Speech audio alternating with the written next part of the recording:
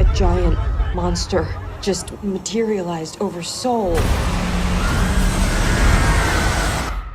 Colossal is a science fiction dramedy about an aging party girl, played by Anne Hathaway, who returns to her hometown after a breakup to try to address her issues with drinking.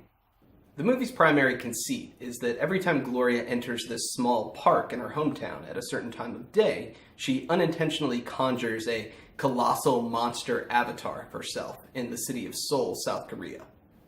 Before Gloria can figure out that she's responsible for controlling the monster, it, or she, has already unintentionally killed over 1,000 people. I saw Colossal this weekend, and I'm currently feeling very neutral toward the movie. I certainly didn't dislike it, but I don't know that it quite won me over.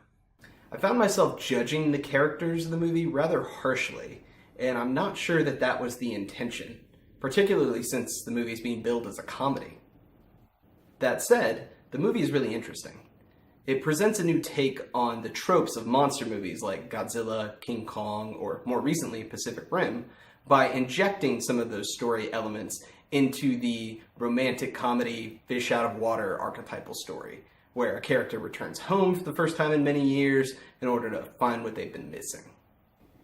I enjoyed aspects of Colossal, and the original premise and the way the conflict evolves gave me a lot to think about.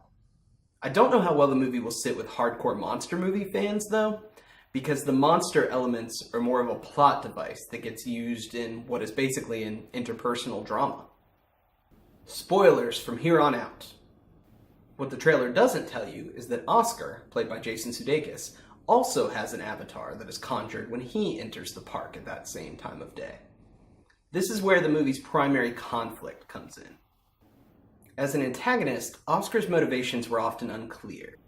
Much like Gloria, I at first assumed there was a romantic ownership thing going on, but that's not really the case. It's a little more complex than that. From Oscar's perspective, Gloria is someone who broke free from their hometown and made something of herself. He admits that he's been keeping up with her over the years, and you get the sense that he envies the fact that she made it out. Even though he is presented as generous and caring early in the movie, this good guy routine is ultimately proven to be an act he uses to get people on his side and more easily control them. Jason Sudeikis as a villain mostly worked for me, but I found him to be just a little too sympathetic. So when he dies at the end of the movie, it felt more tragic to me than victorious. I still felt bad for him. If Colossal had been a more traditional romantic comedy, Oscar would have been Gloria's primary love interest and the character she ends up with at the end of the movie.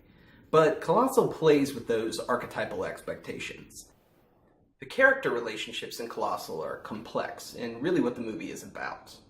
The monster fighting in South Korea felt as removed from the story for me as it does for our characters, who spend most of the movie talking in a bar or in a park.